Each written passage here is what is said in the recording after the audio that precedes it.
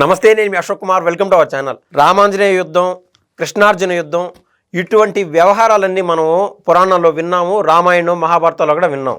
అయితే ఇప్పుడున్నటువంటి కాలంలో మనం ఏదైతే ఇప్పుడు దాకా చెప్పానో రామాంజనేయ యుద్ధం, కృష్ణార్జున యుద్ధం అని, ఇటువంటి సంఘటనలే మనం ఊహించని విధంగా రేవంత్ రెడ్డి వర్సెస్ చంద్రబాబు నాయుడు చోటు చేసుకుంటుందా లేదా మొత్తం తెలుసుకునే ప్రయత్నం చేద్దాం. మనతో పాటు సీనియర్ జర్నలిస్ట్ డాక్టర్ భరతరెడ్డి గారు అయితే మనతో పాటు ఉన్నారు. నమస్తే సార్. నమస్తే సార్. ఎవ్వరు ఊహించినటువంటి పరిణామం సార్.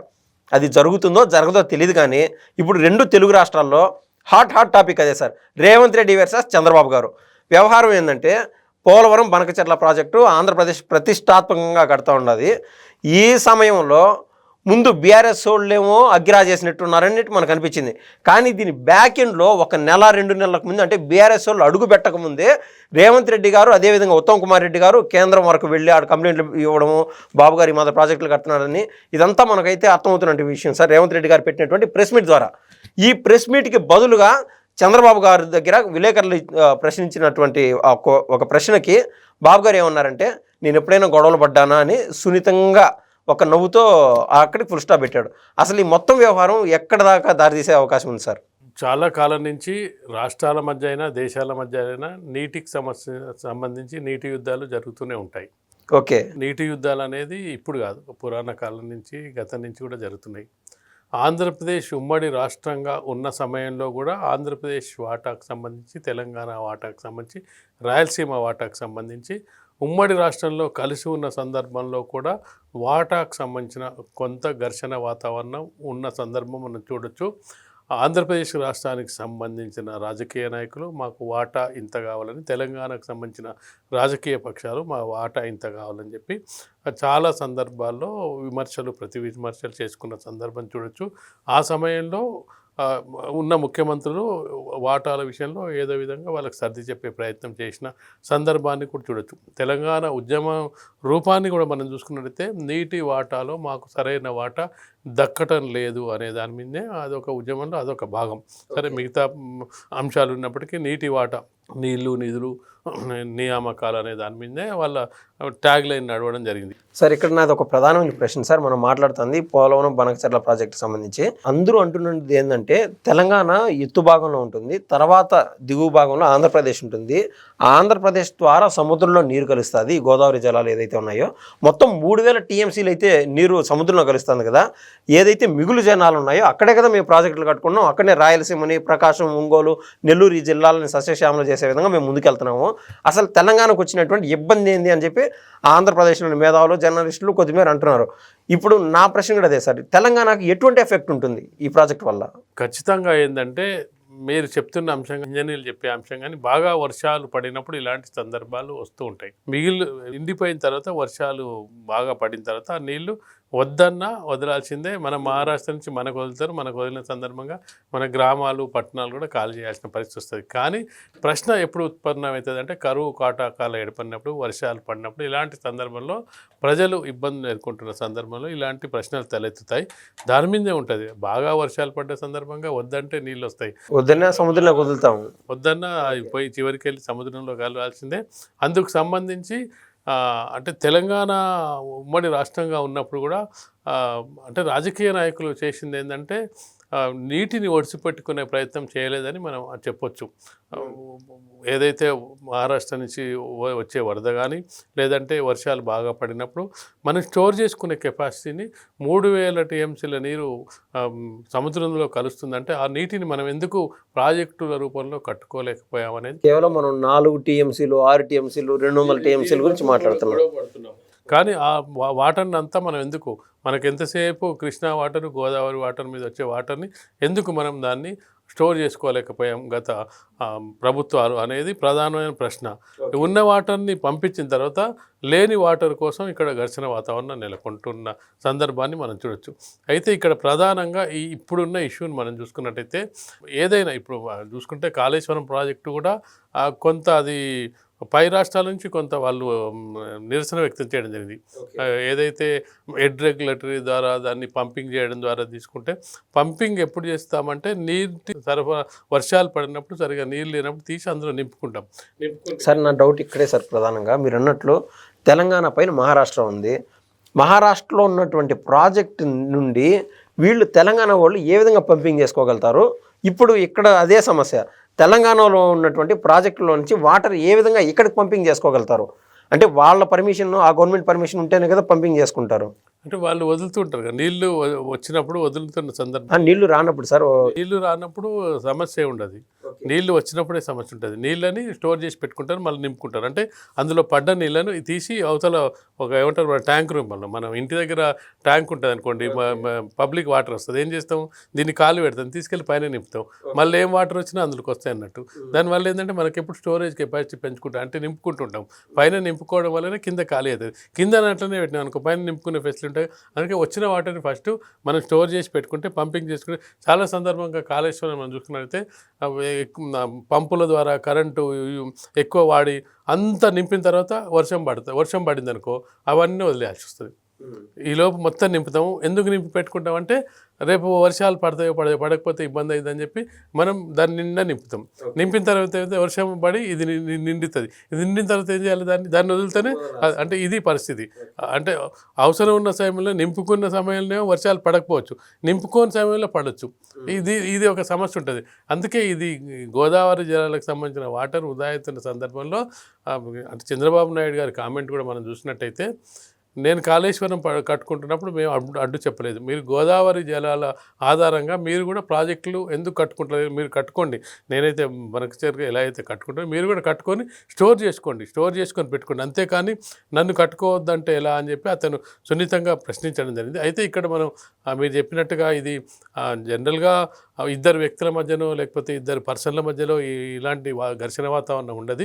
ప్రభుత్వానికి మధ్య ఉండే ఘర్షణ వాతావరణం ఏమవుతుందంటే, రేపు ఇప్పుడు ఏదైతే రేవంత్ రెడ్డి విమర్శిస్తున్నారో, గతంలో జగన్మోహన్ రెడ్డి, కేసీఆర్ ఉన్నప్పుడు ఇద్దరు కలిసి భోంచేశారు, కలిసి రోజా ఇంట్లో తిరుపతి మీ రాయలసీమ రత్నాలసీమ చేస్తా, రోజుకు 4 టీఎంసీలు నీళ్ళు ఇస్తే మీరు హాయిగా బతికేస్తారు, మీకు తాగునీటి సాగునీటి సరిపోద్ది అంటే, అక్కడ ఏంటంటే ఇరు రాష్ట్రాలకు సంబంధించిన కొంచెం అంటే మంచి వాతావరణం ఉన్నప్పుడు ఏంటంటే ఇచ్చిపుచ్చుకునే ధోరణి ఉంటుంది. ఇచ్చిపుచ్చుకునే ధోరణిలో ఏమైందంటే, నీకు ఒకటి ఇస్తే నాకు ఒకటి, నీకు 2 ఇస్తే నాకు 2 ఇరు అవసరాలే. అంటే ఇద్దరు తెలుగు రాష్ట్రాల ప్రజలే. ఇప్పుడు తెలుగు రాష్ట్రాల ప్రజలు ఇప్పుడు ఏదో వరదలు వచ్చి ఏదైనా కరువు కాటకాలు వచ్చినప్పుడు తెలంగాణ నుంచి నిధులు లేకపోతే ఆహార పదార్థాలు అక్కడికి వెళ్తాయి. ఇక్కడ ఏదైనా ప్రాబ్లం ఉంటే అక్కడి నుంచి ఇక్కడ వస్తుంది. ఎవరు అవతల వాళ్ళు అంటే గొంతెండిపోయి చనిపోవాలని కోరుకునేది ఇరు రాష్ట్రాల ప్రజలు ఆ విధంగా ఎవరు కోరుకోరు, ప్రజలు కోరుకోరు సార్. మరి ముఖ్యంగా రేవంత్ రెడ్డి గారు నిన్న మాట్లాడినారు, అంతకు మునుపు ఒక 2 నెలల నుంచి కేటీఆర్ గారు, హరీష్ రావు గారు ఎప్పటికప్పుడు అంటే కాంగ్రెస్ని టార్గెట్ చేయడానికి, కార్నర్ చేయడానికి ఏం చేస్తున్నారంటే, ఈ పోలవరం బనకచెర్ల ప్రాజెక్ట్ని బూచిగా చూపించి చంద్రబాబు గారి పైన కూడా అనేక కామెంట్స్ చేయడం జరిగింది. ఇందు సందర్భంగా మొన్న పెట్టినటువంటి ప్రెస్ మీట్లో రేవంత్ రెడ్డి గారు లాస్ట్ 5 ఏళ్ళు ఏదైతే జరిగిందో, జగన్మోహన్ రెడ్డి గారితో ఆయన చేసుకున్నటువంటి డీల్స్ కావచ్చు, లేదా ఇద్దరు ముఖ్యమంత్రులు, ఒక పక్క చంద్రబాబు గారు, ఒక పక్క కేసీఆర్ గారు, ఇద్దరు కేంద్రం వరకు వెళ్ళి ఈ యొక్క పోలవరం బనకచెర్ల ప్రాజెక్టుకి సంబంధించి అప్పటి నుంచి ఇదొక ప్రాజెక్ట్ని ముందుకు తీసుకెళ్లే విధంగా ఇద్దరి సమక్షంలో జరిగిందంట కదా సార్. కానీ బీఆర్ఎస్ నేతలు ఇన్ని తెలిసి కూడా మళ్ళీ వీళ్ళపైన కార్నర్ చేయడానికి అసలు కారణం ఏంటి? జనరల్గా నీటి విషయం వచ్చినప్పుడు సెంటిమెంటే ప్రధానంగా ముందుకు వస్తుంది. తెలంగాణ అంశానికి సంబంధించి, నీటి వాటాకు సంబంధించి ప్రభుత్వం సరిగా డీల్ చేయలేదని చెప్పి టీఆర్ఎస్ విమర్శిస్తున్న సందర్భం, కేసీఆర్ కదా సార్ ఒప్పుకున్నారు అసలు. కేసీఆర్ అప్పుడు ఒప్పుకోవడం వేరు, ఇప్పుడు విమర్శించారు. ఎప్పుడైనా తాము అధికారంలో ఉన్నప్పుడు ఒకలా ఉంటుంది, తాము అధికారంలోకి దిగిపోయిన తర్వాత మరొకలా ఉంటుంది. ఇప్పుడు వీళ్ళు అడ్డుకోలేకపోతున్నాం, మేము అడ్డుకున్నాం కానీ ఇప్పుడు ప్రాజెక్టులకు అనుమతులు వస్తున్నాయి. ఆల్రెడీ 200 టీఎంసీలు నింపుకోవడానికి సంబంధించింది త్వరగా పనులు సాగిస్తున్నారు చంద్రబాబు నాయుడు అనేది వాళ్ళు చేసే ఆరోపణ. గతంలో పనులు జరగకపోవడానికి కారణం మనం చూసినట్టయితే, జగన్మోహన్ రెడ్డి అప్పుడు ఆ పనులు చేయించడానికి ఇష్టంగా లేడు, పోలవరం కట్టడానికి ఇష్టం లేదు, అప్పుడేం పనులు జరగలేదు. కాబట్టి వాళ్ళిద్దరి మధ్య ఘర్షణ వాతావరణం లేదు. అంటే ఏదైనా పనులు మొదలు పెడితేనే అందులోంచి ఇష్యూస్ బయటకు వస్తాయి. ఏం ఇష్యూస్, అవతల వాళ్ళు మనం ఎక్కడన్నా ఊర్లో కూడా ఏదైనా పొలం పక్కన వెళ్ళి ఏదైనా దున్నడానికి వెళ్తే పక్కోడు వస్తాడు, నాదాని వస్తాడు, నువ్వు ఖాళీగా ఉన్నావు అనుకో, వాడు రాడు వీడు రాడు. కాబట్టి గత ప్రభుత్వంలో మనం చూసుకున్నట్టయితే ఆ పోలవరానికి సంబంధించి కానీ మిగతా ప్రాజెక్టులకు సంబంధించి వాళ్ళ దగ్గర కదలిక లేనప్పుడు వీళ్ళు పనిచేయాలి, వాళ్ళు పనిచేయాలి. కాబట్టి ఎలాంటి ఘర్షణ వాతావరణం లేదు. ఇప్పుడు ఒక పని చేస్తున్నప్పుడు ఆ పనిలో భాగంగా మాకు అన్యాయం జరుగుతుందని చెప్పి తెలంగాణ ప్రభుత్వం చెప్పే ప్రయత్నం చేస్తుంది. ఆ ప్రయత్నంలో భాగంగా కేంద్ర జలశక్తుల మంత్రిని కలవడం జరిగింది, కంప్లైంట్ చేయడం జరిగింది. దానికి సంబంధించి ఏదైతే ఆర్థిక శాఖ నుంచి లోన్లు రావడానికి సంబంధించింది కూడా కంప్లైంట్ జరిగింది. మాకేం డిపిఆర్ రాలేదని చెప్పడం జరిగింది. అయితే ఇక్కడ వీళ్ళ అంటే తెలంగాణ ప్రభుత్వానికి కానీ రేవంత్ రెడ్డి కానీ ఎంత చంద్రబాబు నాయుడు గురువు అయినప్పటికీ తెలంగాణ రాష్ట్ర ప్రయోజనాలు కాపాడలేకపోయినట్టయితే అతన్ని విమర్శించే అవకాశం ఉంటుంది తెలంగాణ ప్రజలు. కాబట్టి ఖచ్చితంగా తెలంగాణ రాష్ట్ర ప్రయోజనాల కోసం పోరాడాల్సిన అవసరం ఉంటుంది. పోరాడకపోతే ఏమవుతుందంటే బీఆర్ఎస్ ప్రభుత్వం నీ బలహీనత వలన ఇవన్నీ జరిగాయని చెప్పి ప్రయత్నం చేస్తుంటుంది. మనం గతంలో చూడడం జరిగింది. ఏదైతే చంద్రబాబు నాయుడు అధికారంలో ఉన్నప్పుడు స్పెషల్ స్టేటస్ ప్యాకేజ్ వరకు కొంత ప్రయత్నం చేసి ఆ ప్రయత్నంలో విఫలమైన తర్వాత స్పెషల్ ప్యాకేజీ తేవడం జరిగింది. ఆ సందర్భంలో జగన్మోహన్ రెడ్డి చెప్పింది ఏంది, నాకు 25 మందిని ఇవ్వండి, 25 మందికి 25 ఇస్తే నా కాళ్ళ దగ్గరికి మనకు స్పెషల్ స్టేటస్ వస్తుంది అన్నది ప్రతిపక్షంలో ఉన్నప్పుడు. అధికార పక్షంలోకి వచ్చింది 23 మంది ఎంపీలు అయ్యారు. ఏం తెచ్చిండు అంటే అధికారంలో ఉన్నప్పుడు ప్రతిపక్షంలో ఉన్నప్పుడు ఏం చెప్పిండు, అధికారంలోకి వచ్చిన తర్వాత ఏమైంది, మన అవసరం లేదు కదా వాళ్ళు, అందుకే మనం డిమాండ్ చేయలేకపోతున్నాం అని చెప్పి. కాబట్టి అధికారంలో ఉన్నప్పుడు ఒకలా ఉంటుంది, ప్రతిపక్షంలో ఉన్నప్పుడు ఒకలా ఉంటుంది. కాబట్టి ఇక్కడ మనం గమనించినట్టయితే రేవంత్ రెడ్డి ఇప్పుడు ఏం మాట్లాడకపోతే బీఆర్ఎస్ వాళ్ళు ఆ గురు శిష్యుల వల్లనే నువ్వు ఇట్లా వదిలేసినావు, నీకు చంద్రబాబు గురువు కాబట్టి చంద్రబాబు ఏది చెప్తే అది చెప్తున్నావు అనే చెప్పే ప్రయత్నం చేస్తున్నారు. అది ఏమైందంటే కాంగ్రెస్ పార్టీకి డ్యామేజ్ అయ్యే అవకాశం ఉంది. కాంగ్రెస్ పార్టీ తరపున ఉన్నాడు కాబట్టి, కాంగ్రెస్ పార్టీ ప్రభుత్వం తరపున ఉన్నాడు కాబట్టి తన వాదన అది యుద్ధం అనుకోవడానికి లేదు, ఒక వాదన. ఆ వాదనను తెలంగాణ ప్రజలకు సంబంధించిన వాదనను వినిపించాల్సిన బాధ్యత తెలంగాణ ముఖ్యమంత్రి స్థానంలో ఏవేందో అక్కడ చంద్రబాబు నాయుడు ఇక్కడ లోకేష్ ఉన్న ఆ వాదన వినిపించాల్సి ఉంటుంది. అంటే వాదన వినిపించాల్సి ఉంటుంది. మా తెలంగాణ ప్రజలకు తెలంగాణ రాష్ట్ర ప్రభుత్వానికి ఈ విధంగా అన్యాయం జరుగుతుందని చెప్పే ప్రయత్నం ఆ స్థానంలో ఎవరున్నా చేయాల్సి ఉంటుంది. అది గురువు అయినా శిష్యుడైనా లేకపోతే రేపు ఇంకోరు వచ్చినా అది చేయాల్సి ఉంటుంది. ఆ వాదన చేయడంలో కేంద్ర ప్రభుత్వం సహకరిస్తుంది. ఎందుకు సహకరిస్తుంది కేంద్ర ప్రభుత్వం చంద్రబాబు నాయుడు అంటే ఇరు ప్రభుత్వాలకు పరస్పర అవసరాలు ఉన్నాయి.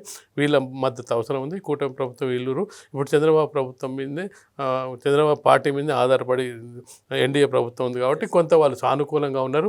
ఈ సానుకూల పరిస్థితుల్లో త్వరగా వాళ్ళకు నిధులు మంజూరై వాళ్ళు త్వరగా ప్రాజెక్టు పూర్తి చేసినట్టయితే మాకు ముందు ఇబ్బందులు ఉంటాయని చెప్పి ఏది మన మోడీ చంద్రబాబు బంధం అగరబత్తి బంధం ఏదో కూడా అదే పోల్చడం జరిగింది. అంటే కాబట్టి ఈ విధమైన పోలికలు వచ్చినప్పుడు దానికి సున్నితంగా ఇన్ని విమర్శలు చేసినప్పటికీ రేవంత్ రెడ్డి కానీ హరీష్ రావు కానీ ఇంత విమర్శలు చేసినప్పటికీ చంద్రబాబు నాయుడు గారు దాని ప్రతిస్పందన చాలా స్మూత్గా చాలా కూల్గా చాలా అంటే రాజకీయ చాతుర్యంతో రాజకీయ వ్యూహంతో కలిగి ఉంది.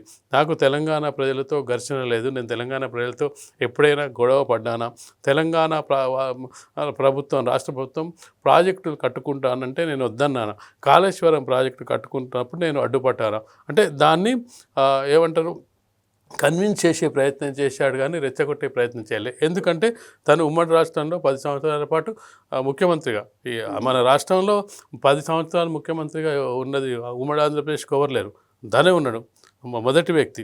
మిగతా వాళ్ళు 5 ఉండడం జరిగింది, మధ్యలో దిగిపోవడం జరిగింది. కాబట్టి గతంలో ఆయన ముఖ్యమంత్రిగా ఉన్న సందర్భంలో ఒక ఆంధ్రప్రదేశ్ని చూడాల్సిన పని లేదు, 2 ప్రాంతాలని సమానంగా చూడాల్సిన బాధ్యత తీసుకున్నప్పుడు ఇప్పుడు ఆంధ్రప్రదేశ్కు ముఖ్యమంత్రిగా ఉన్నాడు కాబట్టి ఆంధ్రప్రదేశ్ ప్రయోజనాలు కాపాడే ఉద్దేశంతో ఆంధ్రప్రదేశ్ ప్రజలకు ఏది మేలు అయిద్దనే ఉద్దేశంతో మాట్లాడుతున్నాడు. అందుకే నేను చెప్పిన ఆ రాష్ట్రంలో ఉన్నప్పుడు ఆ రాష్ట్ర ప్రభుత్వం తరపున వాదించాల్సి ఉంటుంది, ఈ రాష్ట్ర ప్రభుత్వం ఇతను వాదించాల్సి. అతను ఉమ్మడి రాష్ట్రంగా ముఖ్యమంత్రిగా ఉన్నప్పుడు ఉమ్మడి రాష్ట్రం ప్రయోజనాలను కాపాడిన సందర్భాన్ని మనం చూడొచ్చు.